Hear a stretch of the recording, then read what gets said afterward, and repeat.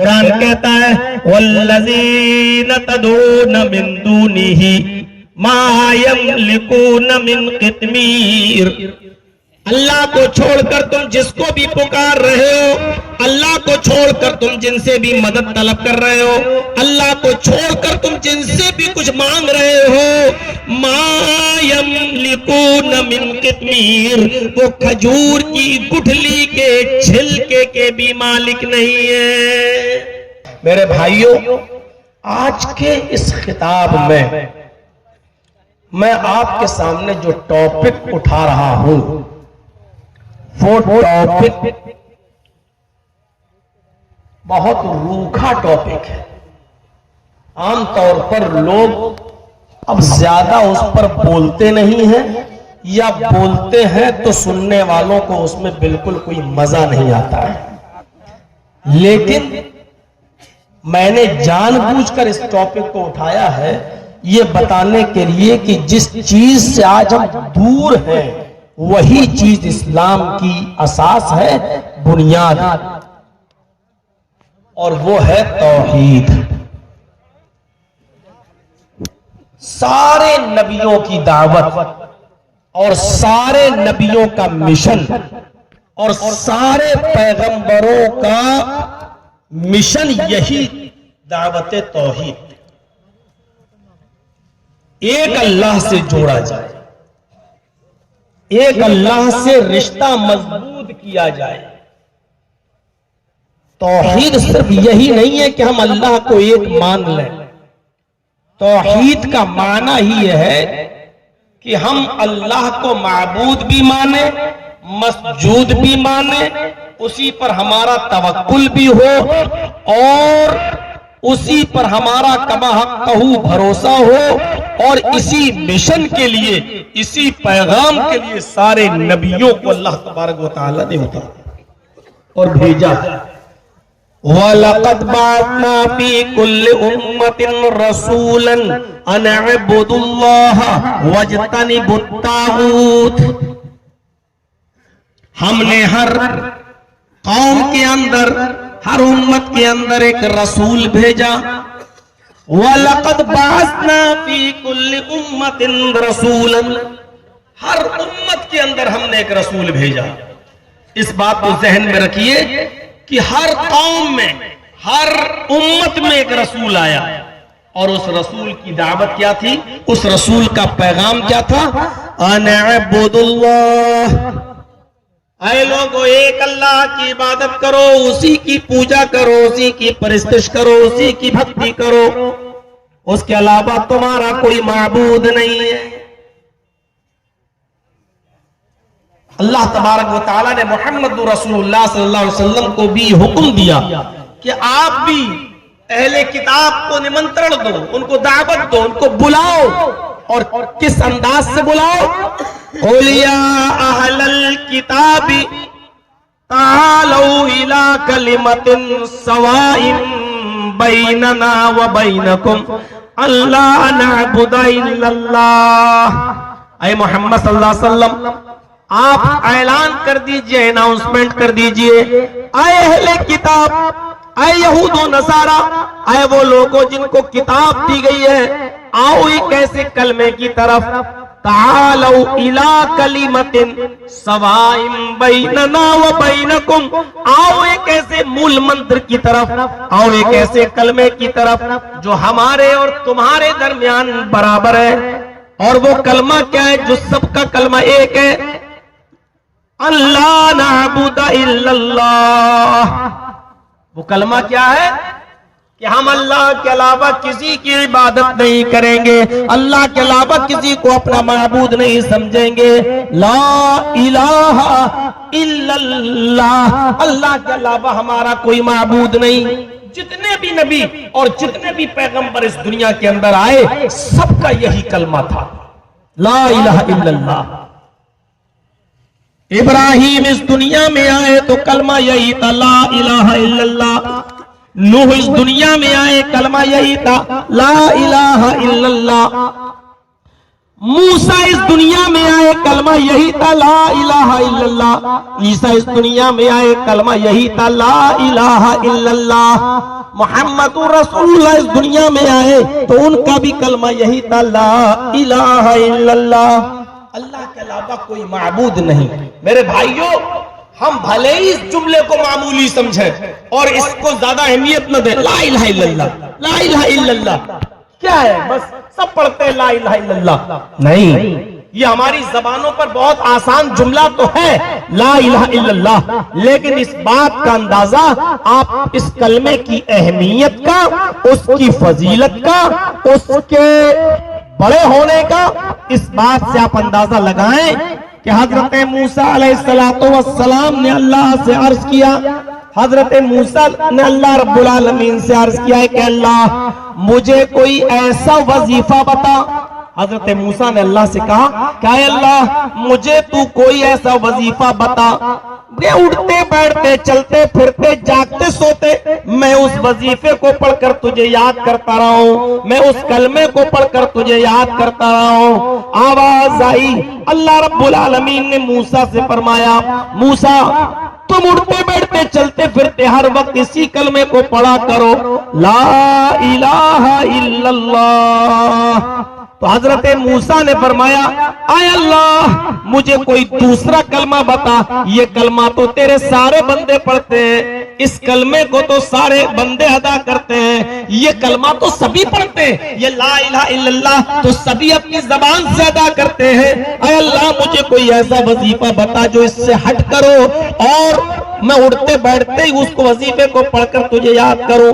تو اللہ رب العالمین نے موسیٰ سے فرمایا اے موسیٰ اسی کلمے کو پڑھو، تم جانتے نہیں ہو کہ یہ کلمہ کیا ہے، یہ وظیفہ کیا ہے؟ فرمایا اگر ساری دنیا کی زمین اور آسمان سب کو ترازو کے پلڑے پہ رکھ دیا جائے اور لا الہ الا اللہ کو ترازو کے دوسرے پلڑے پہ رکھ دیا جائے اور ترازو اٹھائی جائے تو زمین و آسمان کا پلڑا اٹھ جائے گا اور لا الہ الا اللہ کا پلڑا جھک جائے گا۔ لا الہ الا اللہ یہ ساری زمین اور سارے آسمانوں سے زیادہ بھاری ہے، اے موسیٰ مجھے یہی وظیفہ پسند ہے، مجھے یہی کلمہ پسند ہے۔ میرے بھائیوں اس کلمے سے ہمیں اور آپ کو اپنا رشتہ مضبوط کرنا ہے۔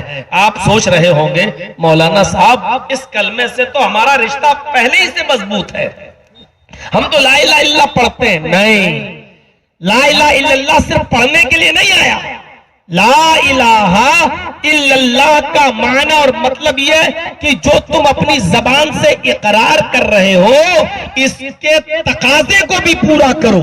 لا الہ الا اللہ، اللہ کو اگر معبود مان رہے ہو تو یاد رکھو صرف زبان سے معبود نہیں، ایسا نہ ہو کہ تم لا الہ الا اللہ بھی پڑھ رہے ہو اور حاجت روائی و مشکل کشائی کے لیے تم مدد کسی اور سے طلب کر رہے ہو۔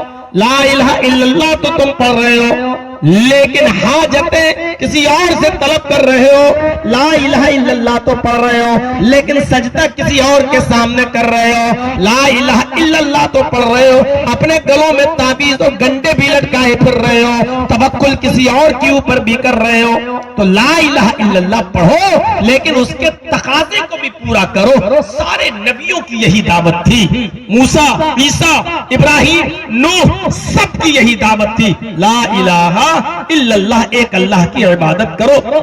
دنیا میں کوئی مذہب ایسا نہیں ہے، آج کی تاریخ میں بھی دنیا میں کوئی مذہب ایسا نہیں ہے جو مذہب ایک اللہ کی عبادت، پرستش اور پوجا سے ہٹ کر کسی اور چیز کی دعوت دیتا ہو۔ میری پرانی تقریریں اگر آپ اٹھائیں گے یوٹیوب وغیرہ پہ جا کر کھنگالیں گے اور دیکھیں گے تو آپ کو ملے گا کہ ہمارے برادران وطن، ہمارے ہندو بھائیوں کی کتابیں بھری پڑی ہیں صرف اسی کلمے سے، اس کلمے کی دعوت سے۔ کہیں یہ کہا جا رہا ہے برہم سوتر کی شکل میں ایکم برہمادتیہ ناستے ناستے کنچن، اور کہیں یہ کہا جا رہا ہے یچتیو یو پممہ نستسما دیوی شوری ریشہ، کہیں یہ کہا جا رہا ہے غور کریے، ایک ہی برہمانڈ کا رچیتا اور رچناکار ہے، اس دنیا کا بنانے والا ایک ہی ہے۔ برہما میز برہمانڈ کا رچیتا اور رچناکار، کریٹر آف یونیورس، پوری کائنات کا خالق، اس برہمانڈ کا رچیتا اور رچناکار ایک ہی ہے۔ غور کرو کتنی بڑی توحید ہے، ایکیشور واد ہے، ایکم برہما دتیہ ناستے، دوسرا نہیں ہے۔ کلیئر کر رہے ہیں، رگ وید بھومکا میں لکھا ہے اس برہمانڈ کا رچیتا اور رچناکار ایک ہی ہے، دوسرا نہیں۔ نہناست کنچن، بالکل نہیں، ذرا سا بھی نہیں، صرف ایک ہی ہے اس برہمانڈ کا رچیتا اور رچناکار۔ اور آگے یجروید کے منتر میں کہا گیا ہے، اس منتر کو پڑھیں گے تو آپ دنگ رہ جائیں گے۔ یچتیو یو پممہ، سنسکرت میں یاچنا کے معنی ہوتے ہیں بھیک مانگنا، اور یچتی اسی سے امپریٹیو سینٹینس ہے، فعل امر ہے، جس کے معنی ہوتے ہیں مانگو اس سے۔ یو اس میں اشارہ دور کے لیے، یچتی یو یو، مانگو اس سے، وہی ہے۔ دو مرتبہ جو یو آ رہا ہے اس کے معنی پر غور کیجئے گا۔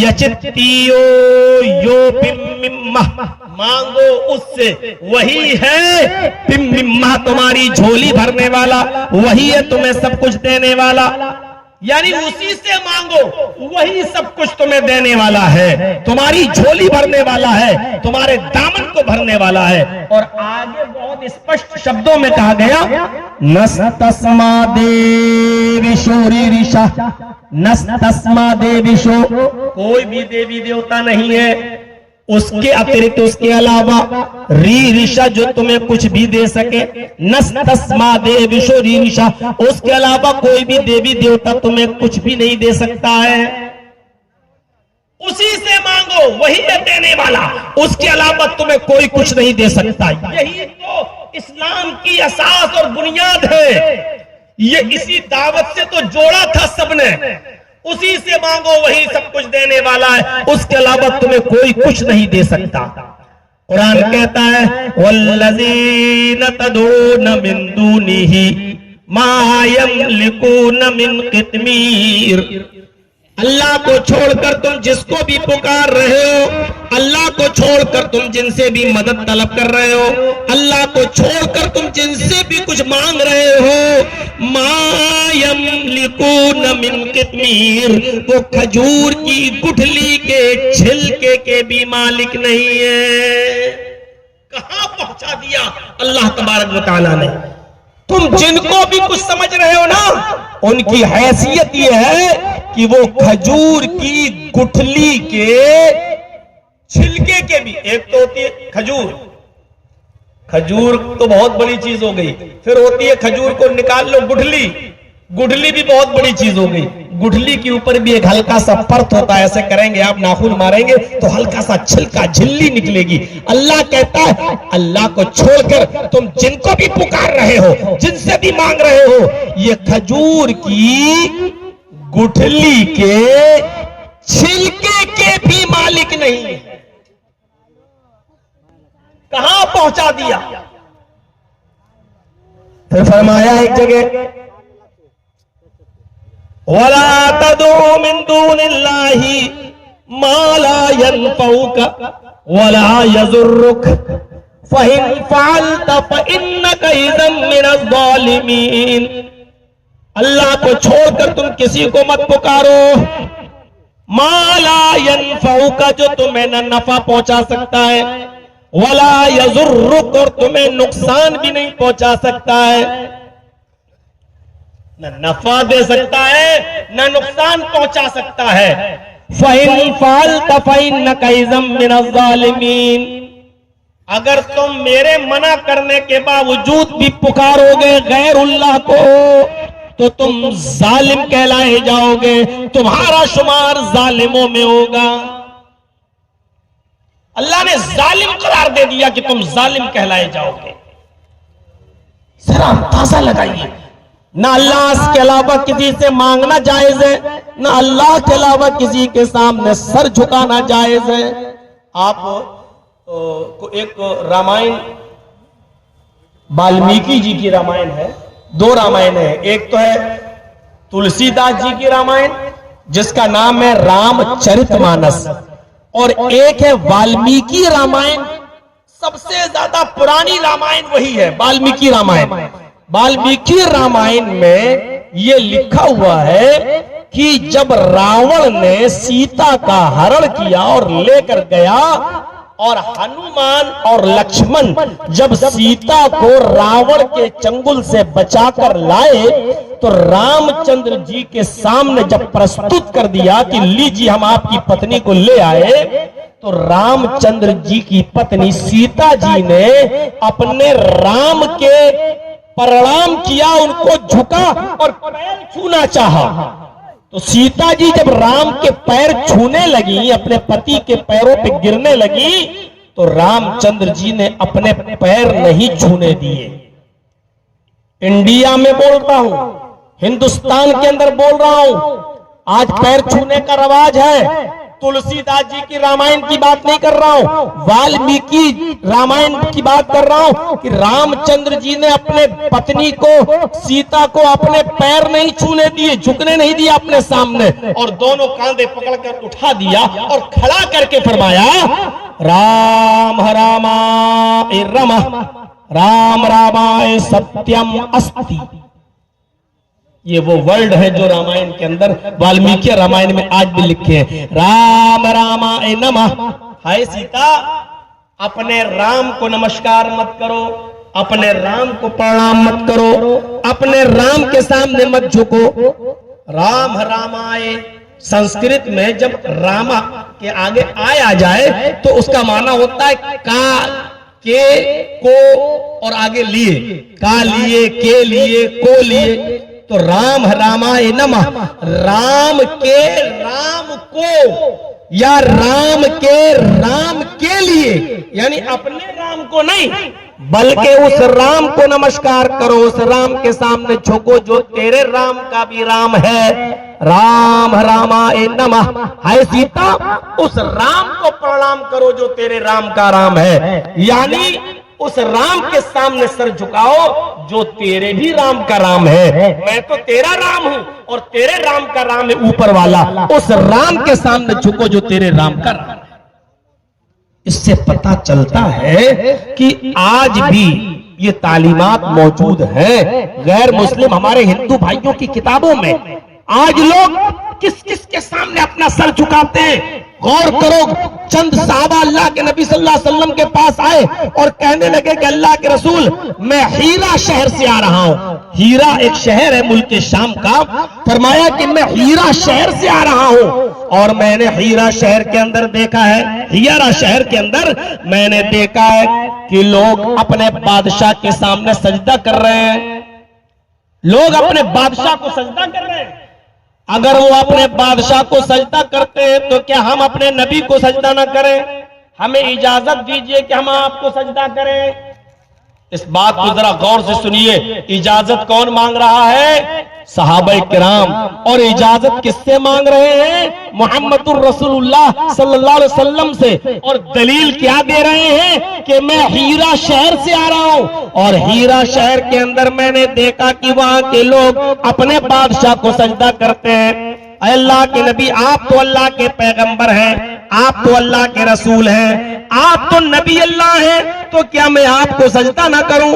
अगर बादशाह को सजदा किया जा सकता है तो अल्लाह के प्यारे रसूल को सजदा क्यों नहीं किया जा सकता है? तो अल्लाह के नबी ने इसका जो जवाब दिया उस जवाब को सुनिए। आपने फरमाया, लौ मररता बिक़ब्री, लौ मररता बिक़ब्री अन तस्जुद लहू। मेरे सहाबियों, क्या तुम मेरी कब्र के पास से गुजरोगे तो क्या उसको सजदा करोगे? सवाल जिंदगी में हो रहा है और जवाब अल्लाह के रसूल इंतकाल के बाद का दे रहे। क्या तुम मेरी कब्र के पास से गुजरोगे तो क्या उसे सजदा करोगे? अच्छा, इस सवाल का इस जवाब से क्या ताल्लुक है? वो ये कह रहे हैं अल्लाह के रसूल, मुल्क शाम के हीरा के बादशाह के सामने सजदा हो रहा है तो क्या मैं आपको सजदा ना करूं? مجھے اجازت دیجئے میں آپ کو سجدہ کروں. اور اللہ کے نبی جواب یہ دے رہے ہیں کیا میری قبر کے پاس سے گزرو گے؟ یعنی اگر میرا انتقال ہو جائے اور میری قبر بن جائے تو کیا میری قبر کے پاس سے گزرو گے تو کیا سجدہ کرو گے اسے؟ مطلب بالکل صاف ہے، میں اپنی زندگی میں تو تمہیں روک لوں گا، اپنی زندگی میں تو تمہیں منع کر دوں گا، اپنی زندگی میں تو میں تمہیں سجدہ نہیں کرنے دوں گا اپنے لیے، لیکن انتقال کے بعد کہیں ایسا نہ ہو کہ تم میری قبر پہ آ کے سجدہ کرنے لگو، میری قبر پہ آ کے ماتھا ٹیکنے لگو، میری قبر پہ آ کے سر جھکانے لگو. اس لیے اللہ کے نبی کو اپنی زندگی کی فکر نہیں ہوئی، اپنے انتقال کے بعد اپنی قبر کی فکر ہوئی. زندگی میں تو میں روک ہی لوں گا. بھائی کوئی آدمی ابھی جرجی صاحب کے سامنے جھک جا، میں کیا کر رہا ہے، میرے پیر چھوتا ہے، ارے میں بھی تیری طرح انسان ہوں، اٹھ.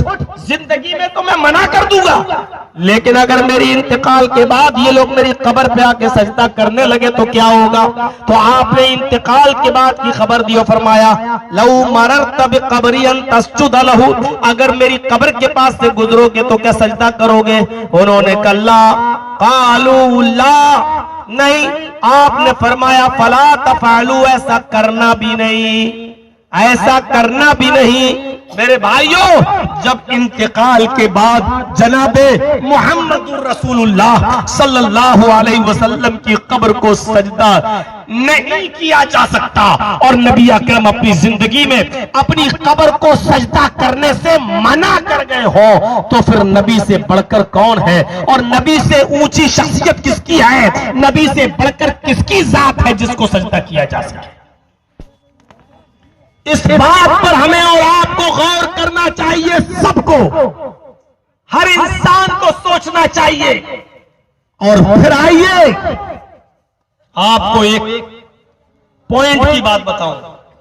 سیرت پڑھیے سارے نبیوں کی، سارے نبیوں کی سیرت پڑھیے.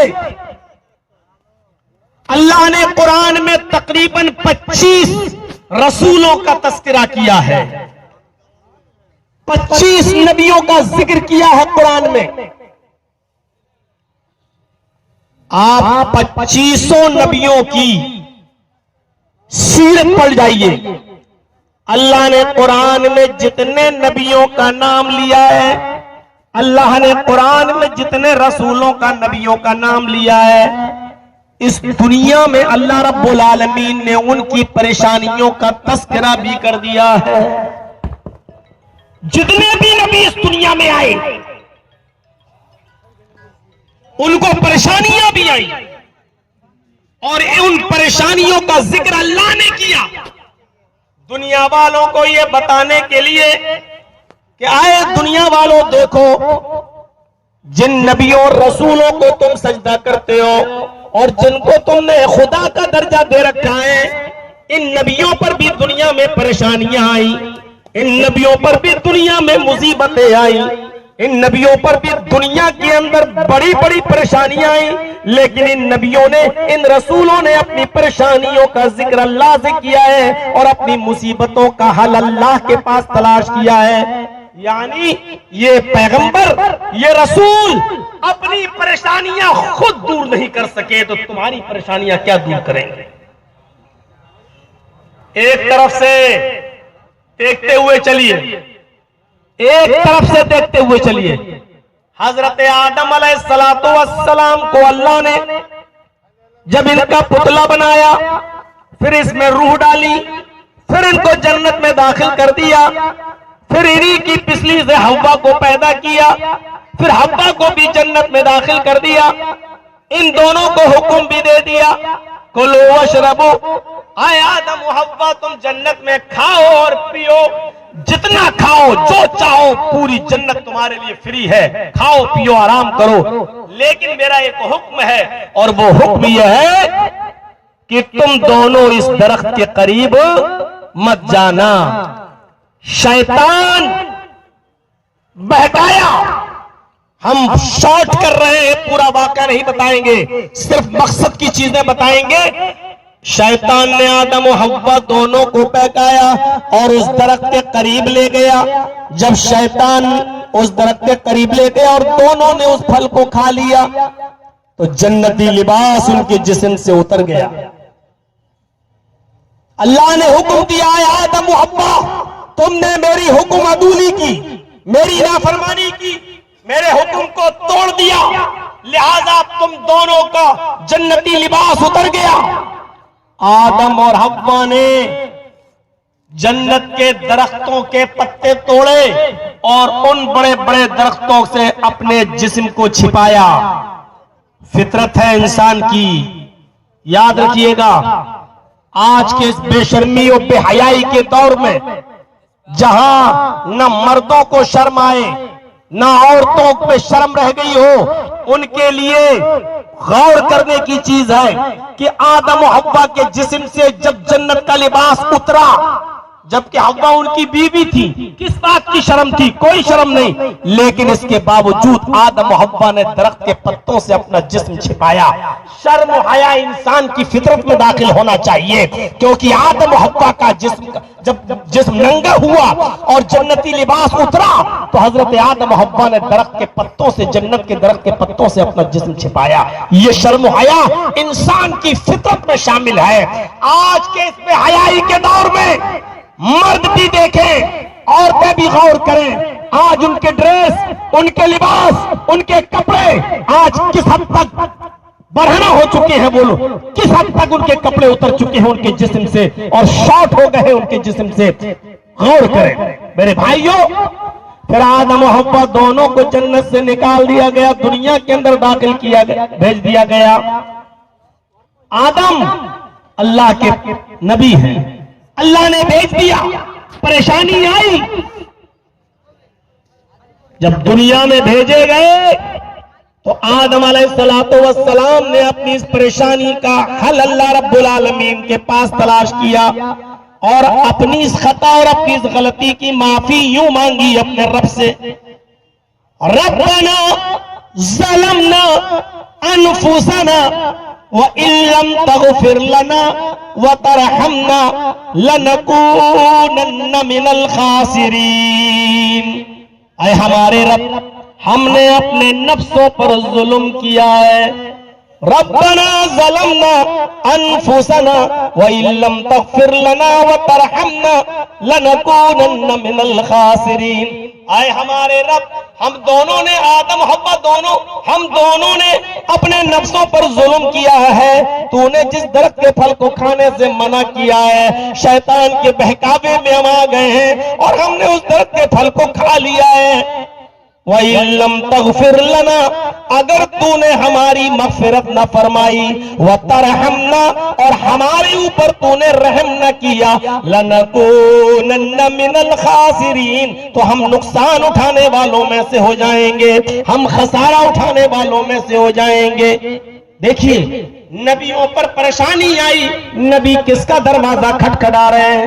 اللہ کا۔ آئیے نوح علیہ السلام کی زندگی پر نظر ڈالیے۔ نوح علیہ السلام نے کس کو پکارا؟ زمین سے پانی آیا، آسمان سے بھی پانی آیا۔ نوح علیہ السلام اپنی قوم کے لیے بددعا دے چکے، رب لا تذر علی الارض من الکافرین دیارا، اے اللہ میری قوم اب ایمان نہیں لائے گی، اے اللہ میری قوم میں کسی کافر و فاسق و فاجر کے گھر کو بھی باقی مت چھوڑنا، اے اللہ سب کو تو تباہ و برباد کر دے، رب لا تذر علی الارض من الکافرین، اے اللہ سارے کافروں کو چھوڑنا مت، اے اللہ ان کو ہلاک و برباد کر دے، اگر ایک کو بھی تو نے باقی چھوڑ دیا تو فاسق اور فاجر اولاد ہی پیدا ہوگی۔ لیکن حالت یہ کہ نوح علیہ السلام کا بیٹا خود پہاڑ کے اوپر چڑھ گیا۔ نوح علیہ السلام نے دیکھا کہ پانی بڑھتا جا رہا ہے تو اپنے بیٹے سے کہنے لگے، اے میرے بیٹے میری کشتی میں آ جا، اے میرے بیٹے ایمان لیا، اے میرے بیٹے اللہ کو اپنا معبود مان لے، لا الہ الا اللہ کا اقرار کر لے، سر اللہ کے سامنے جھکانے والا بنا لے اپنے آپ کو اور آ جا میری کشتی میں۔ کہنے لگا بالکل نہیں آ سکتا میں آپ کی کشتی میں۔ ہم پہاڑ پہ چڑھ جائیں گے، دیکھیں پہاڑ تک پانی کیسے آتا ہے. وہ پہاڑ پہ چڑھ گیا. اولاد کی محبت اچھے اچھوں کو غافل کر دیتی ہے. اولاد کی محبت اچھے اچھوں کا ایمان بھی خراب کر دیتی ہے. نوح علیہ السلام نے دیکھا پانی پہاڑ تک چڑھ گیا اور آج میرا بیٹا بچے گا نہیں. تو نوح علیہ السلام نے اللہ کو پکارا، فرمایا اے اللہ یہ میرا بیٹا ہے، اللہ یہ میرا بیٹا ہے، پانی اوپر تک چڑھ جائے گا، ڈوب کے مر جائے گا، اللہ میرے بیٹے کو بچا لے.